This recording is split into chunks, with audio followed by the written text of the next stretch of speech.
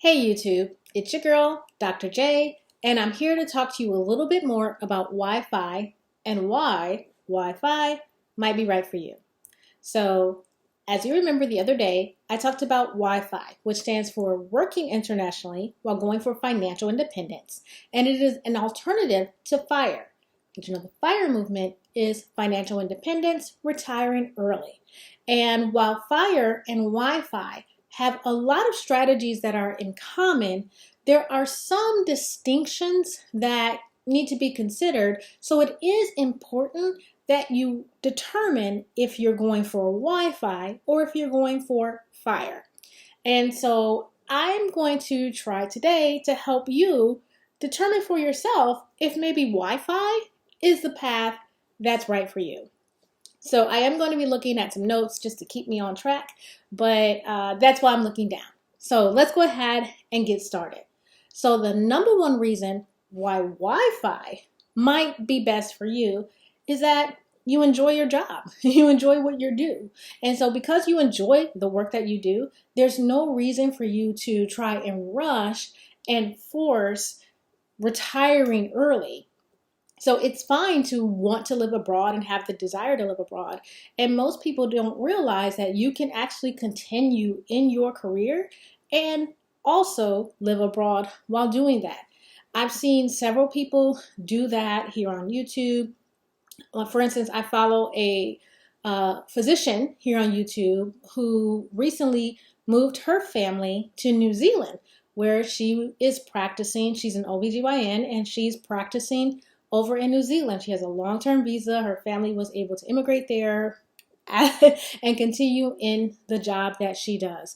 There's quite a few people, some who have fired or some who are working right now. And again, they worked internationally. I don't necessarily have advice for if you're going to work on the economy of the place that you are immigrating to. But for a lot of Americans, the best way to Wi-Fi and stay in your profession is actually to get a job with an American company or with a contractor for the U.S. government or to work for the U.S. government. And pretty much there's almost any job that you see here in the United States, there are Americans who are doing those jobs abroad for American organizations. And so that's a great way for you to be able to continue to do what you do and continue to move your profession forward, continue to make the money that you make while you are also living your dream of being abroad. That is what my husband and I did, where we really wanted to live abroad, but we enjoyed the work that we were doing. We enjoyed where we were in our careers. We enjoyed how things were going. And so we got to do both of those things. We got to continue in our careers and live abroad at the same time. And it's also helping us in our pursuit of our FI or financial independence. So number one, you like what you do. You're not trying to rush towards retirement. So working internationally is probably a really good option for you. Number two reason, you still have high or unknown financial obligations. Again, this is something that a lot of midlifers face, and that is that you may be financially set right now, but you're not really ready to step away from working because you may have children who are still in high school or in college or about to go to college. You may have family members that you will support or you may need to support in the future. There might be parents who have retired, but with the rising cost of homeowners insurance or property taxes or just inflation, your parents need a little bit of support. Or you may be in a situation where you maybe have been diagnosed with something that is a little bit more expensive. It's not necessarily life-threatening, but okay, my medication is a bit expensive, or there's some things that I want to look at down the road. So you may just there's just some unknowns in the equation where you're not quite sure that your FI number that you came up with, that financial independence number, is really going to be as set in stone as you would like it to be. So you would like an opportunity to continue to save money, make money, but you don't want to delay. And so if you're a person who there may be some high costs on the horizon, sending a child to college or helping out a family member, a parent, or even some cost for yourself, that you can't really say, I'm ready to stop working because I know this is my number, but you still want to live abroad, that makes you a great candidate for Wi-Fi. The next one, if you want a larger FI number. So a lot of people talk, and it's very true that many people have their FI number set too high, where they have listened to some people who talk about retiring in the United States. The United States is a very expensive place to live, and so they have overinflated their FI number. And so they can actually live very comfortably abroad with what they have now. And that is very true. A lot of people have done it and they are thriving. But there are some people who don't just want to live comfortably, they want to live more than comfortably. So they have decided that they would like to have a little bit more cushion in that FI number, but they're ready to move abroad. That's really where my husband and I fell in addition to those unknown costs, because we have 3 that are going to be in college at the same time. We also wanted to have a little more cushion because when we retire, we wanted to do a lot of traveling and see a lot of the world.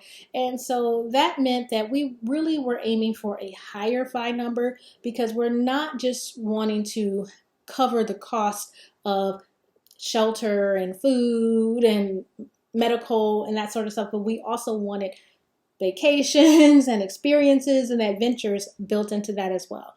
So if you want a higher FI number, but you don't want to delay living abroad, then again, Wi-Fi might be a good option for you to pursue.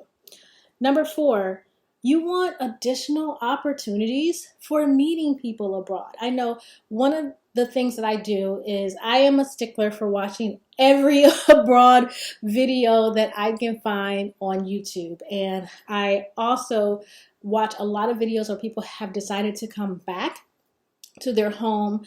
I watch a lot of videos from people who are from the United States. So a lot of them say, okay, I came back to the United States. And the reason why they came back often is because they were lonely, or they didn't feel like they met a lot of people, or they didn't feel like they were able to expand their circle. And one of the interesting things with Wi-Fi, when you're working internationally, a lot of times you're working with people. So I'm not talking about if you are working remotely. I'm talking about if you are actually working in an office or a hospital or for an organization, or you're doing some things and you're around other people.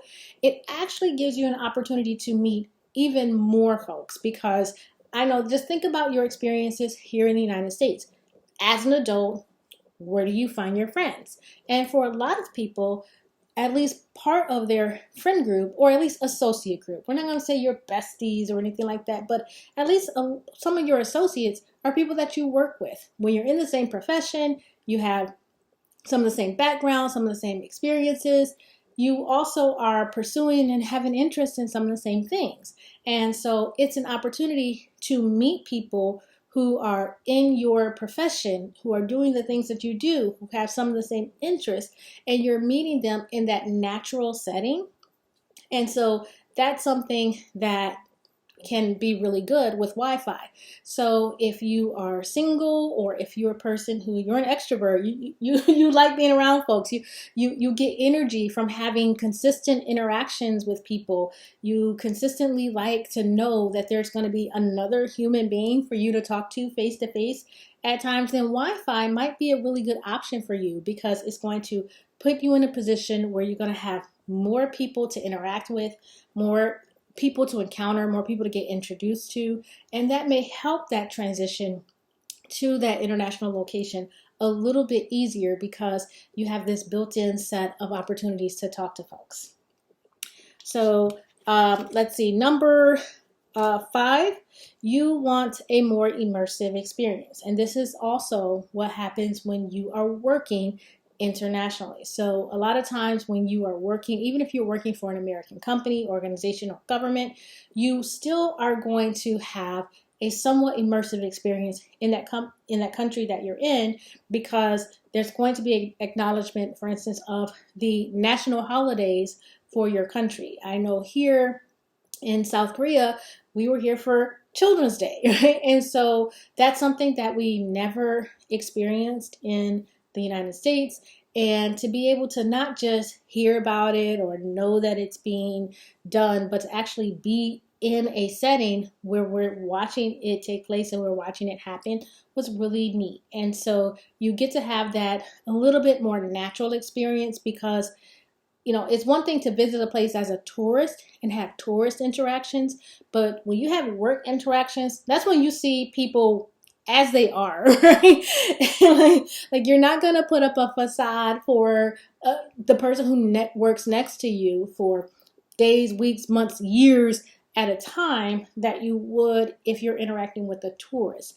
And you get to see how people treat those interactions when you're their peer, or you see each other on a more regular basis. And so you get to have that really more kind of immersive experience. Even if you are working for your home government, you're still going to have nationals of that country who work next to you, because that's just the way that treaties are signed, where, even if you're working on a base or you're working for an embassy, there's still going to be people who are nationals for that country who are working beside you. So you definitely going to have that more immersive experience.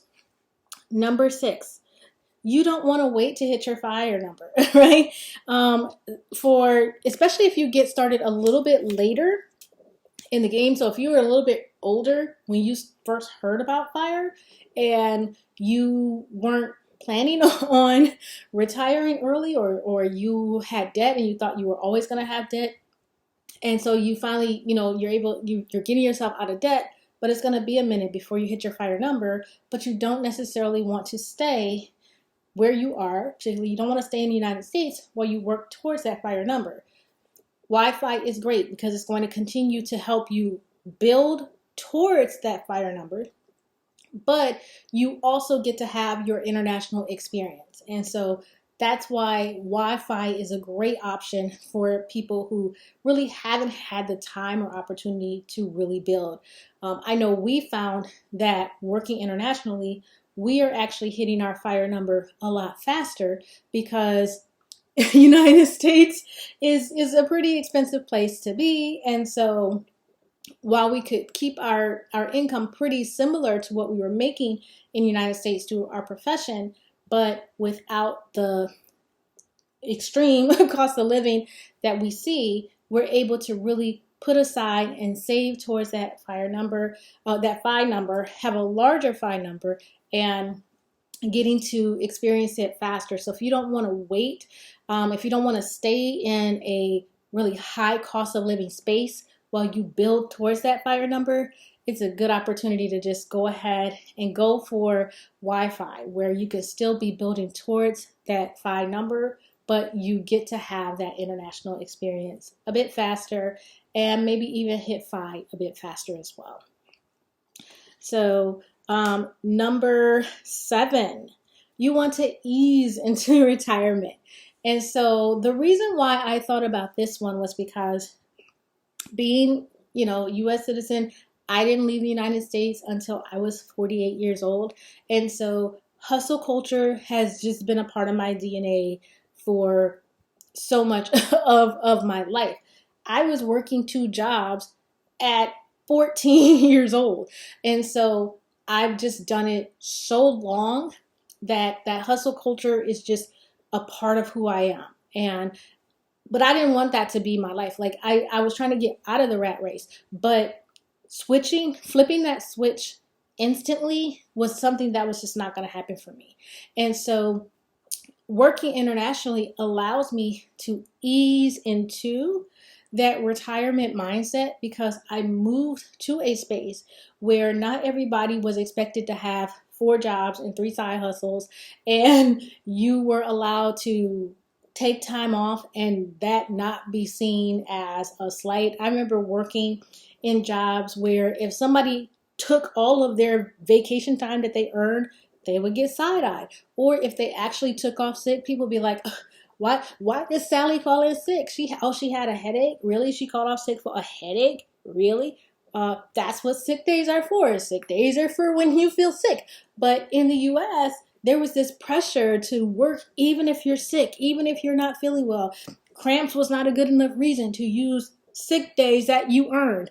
And so getting out of that and easing myself out of that mindset of gotta hustle, gotta work, gotta hustle, gotta work, because I know if I would have retired right now, I would have felt guilty for not working, not contributing, not making money. But being out of that US environment, I'm able to now start to really process and go, if I don't feel well, I'm not going in.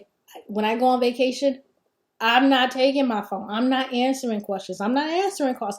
And I really had to work in that sort of space before I can then feel comfortable with going, okay, now I'm not going to work at all. Because so many people I know who are US citizens, even when they say they retired, they're not retired, right? They're still like, oh, you retired? Yeah, I retired. So now all I do is this hustle over here. And now all I do is that hustle over there. Okay, that's not retirement. So people will say we retired.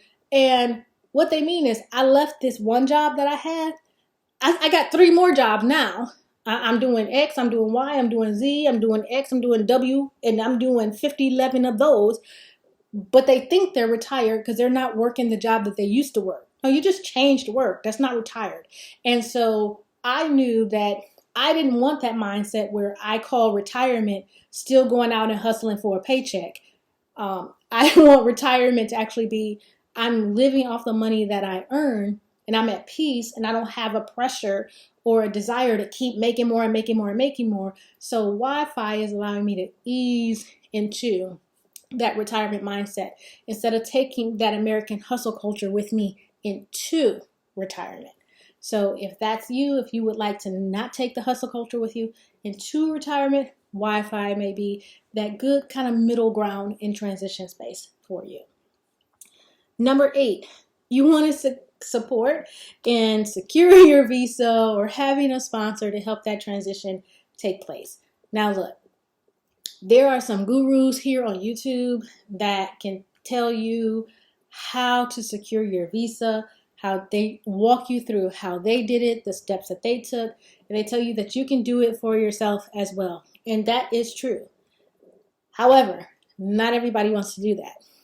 I can tell you it felt really good to have somebody else handle all the paperwork, and we just, showed up and got our visa stamp, and we got visa stamps for not just my husband and I, but also our 3 children.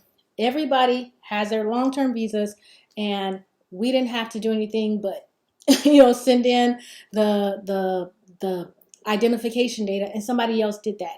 And that happens whether you work for government contractor or you get sponsored by a for-profit organization or company. Somebody else is going to do the nitty-gritty. They process hundreds, if not thousands of those. So they have the process down backwards and forwards. And somebody else can do, so those first few visas, whether it's a 3-year, 5-year, 7-year visa, that can be done for you. And that gives you time to learn the process so that when you're ready to retire and go for a visa, you already know, you've seen it done, and you've had one, you understand the experience, but you didn't have to learn in the fire, right?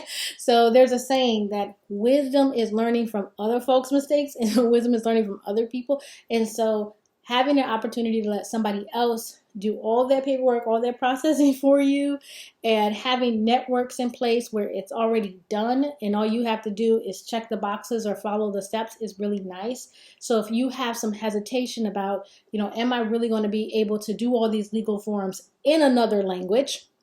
that I don't yet speak.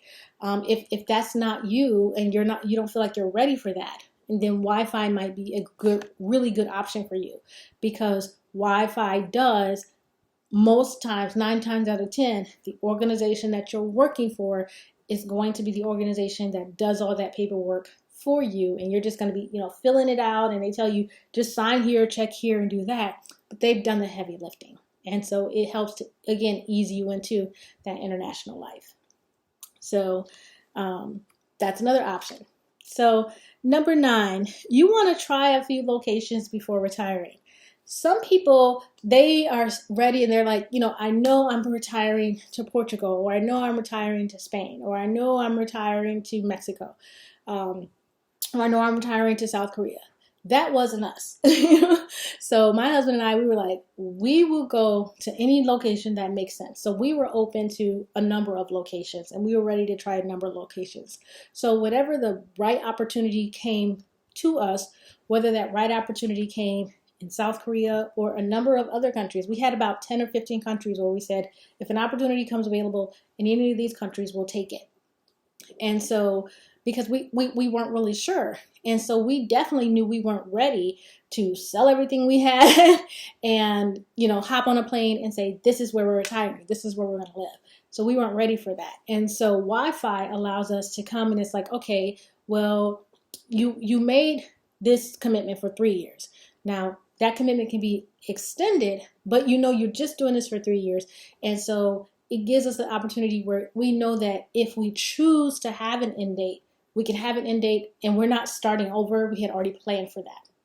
The other thing is that, for instance, with my husband's position, he travels a lot. He travels a lot throughout South Korea, and he travels a lot throughout the Pacific. And so it's really a good opportunity for him to go to a few places and be like, oh, okay, yeah, I was, he was in, this country, or he was in that country, and he's able to do a lot of scouting while he's working.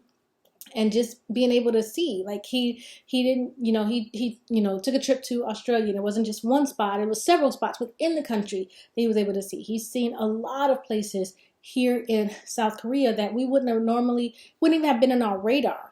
But he's like, hey, I have a meeting here.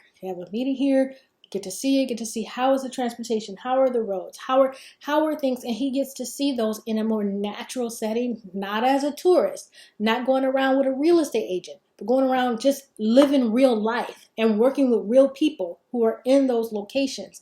And so that helps us to really take our time and make a decision with some thought behind it, as opposed to rushing in and making a decision based on somebody else's YouTube videos, or making a decision based on somebody else's experience. And so if you're not quite sure, I'm not quite sure if this is going to be the place for me, well, go work there.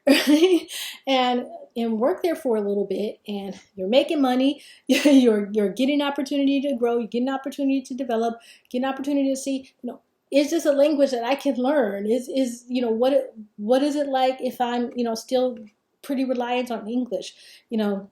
How's that going to do for me? Are folks willing to visit me? All of those things. So it really helps you to know, because one thing it also does is it helps you to see what are some alternative locations that you might want to put in there where you go, okay, this might be the place that we think we want to be, but if push comes to shove and we have to leave and go someplace else, these are some other options, and we're more confident in those decisions due to having an opportunity to travel around a little bit more.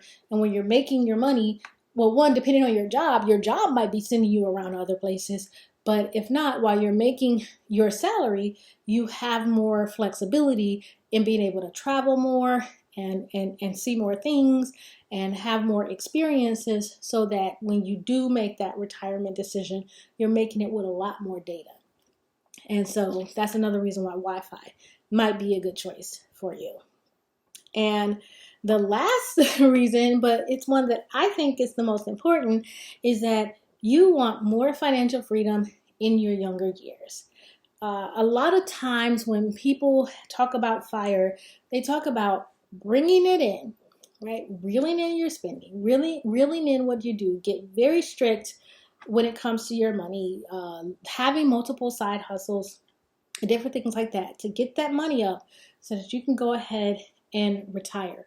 But if you started this process in your 40s, or, and it's going to take you 10 years, so by the time you reach your retirement, you're in your 50s. Or if you started this in your 50s and you're going to be in your 60s, or if you started this in your 60s and you're going to be in your 70s before you're able to retire overseas, like that, it's it's kind of hard to restrict so much, because nobody knows what our body is going to do.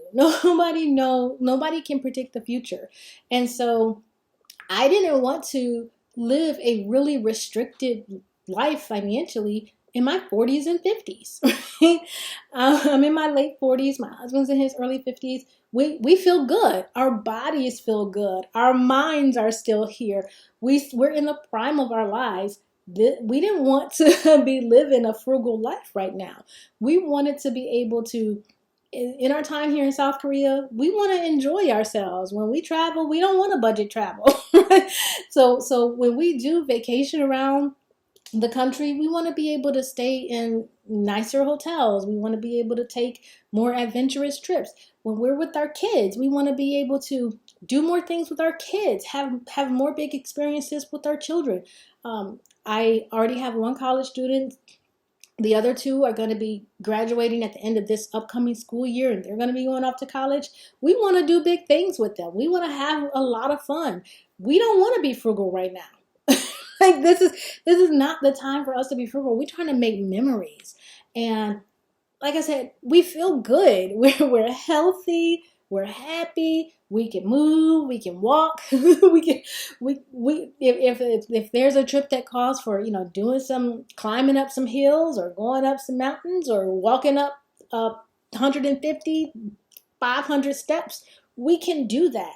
So we need to have those experiences while our bodies are ready to do that, as opposed to saying, okay, no, I'm gonna just put all my money in the bank, put all my money to the side, and then when I got all my money right, then I can do those things. But I hope my body is as good or better 10 years from now than it is today. But I'm not really willing to risk it, because we used to cruise a lot, and we would talk about, there were a lot of people who were cruising alongside us, and they were older, and they would, be, they didn't have the pep in their step. And we were so excited that they were enjoying themselves where they were. But we would talk to some people and they'd be like, oh, I wish we started doing this earlier. And it's like, okay, yeah, want to do it earlier. Now, I don't want to be ableist. You can retire or live or work even if your body isn't in the best shape it's ever been in. I don't care if you're in a wheelchair. I don't care if you're on crutches. I don't care if you've had 2 knee replacements and a hip replacement. Baby, if you want to go travel abroad and live it up, travel abroad and live it up. So this is not ableist at all. I'm not saying that if your body isn't doing well, you don't deserve to live your best life. In fact, I am in South Korea, elderly people are very much respected. I'm going to do a video on how much respect you see with elderly people. It is a country where they don't hide people who are elderly. When I'm out and I'm riding, the train and stuff like that, I'm like, I took notice. I'm like, I see so many people who are elderly. Why do I not see elderly people just out and about in the United States? You never see that. Once people get their 70s or 80s, it's like they don't come out of the house anymore, because it's not safe, because it's not inviting, because society is not built around making spaces comfortable for them. Whereas in South Korea, that hasn't been our experiences. They even have subway seats that are set aside for elderly people. But what I'm saying is, for me personally, the adventures that I want to have and the things that I want to do, those things work better when my body is in good shape. And the adventures that I want to have work better when my mind is in good shape. And so right now, that's where I am. And I don't know what 10 years from now holds, or 15 years from now holds. And so I don't want to restrict the things that we do for a tomorrow that I'm not sure about. also, my kids are only going to be these ages once. And so as my kids get older, they're going to start having more of their own lives. They're going to be wanting to do their own things. And so I don't want to miss out on the things that my kids would like to do with their parents right now. So when you have teenagers that want to spend time with you, when you have teenagers who are ready for the next adventure as well, that's when you want to do those things, because 10 years from now, when my kids are in their late 20s, and I'm like, hey, do y'all want to go do this? They're going to have whole lives. And so they may not be able to set time aside to do the things that I want to do. But now when all three are in college, and when they have Christmas, winter break, when they're going to be able to be home for 3 weeks a month, and we could do that in South Korea and have these big old adventures that we would not be able to do otherwise, I want to do that. And I don't want to be frugal when I do that. And so Wi-Fi is allowing us to have those big adventures, to make those big memories, to travel the way that we want to do, and to have more financial freedom and not feel bad about it, because we're already where we want to be. We're already having that international experience. So we're not sacrificing tomorrow for adventures today. We're having adventures today while we also secure tomorrow.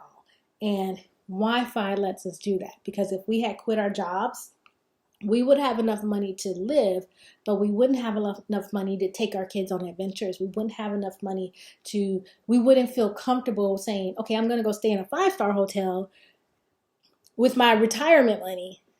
We even if it seemed like we had enough money to do that, because tomorrow, is so, unsure, I would never have been comfortable doing that. But now, since I'm making money while I'm also saving for my financial independence, we can have those big adventures.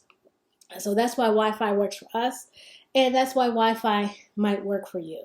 So I hope this helps you decide if maybe, instead of going just for FIRE, or just saving for retirement, or putting off living abroad until you're ready to retire, why Wi-Fi, or working internationally while you're going for financial independence, might be a better fit for you.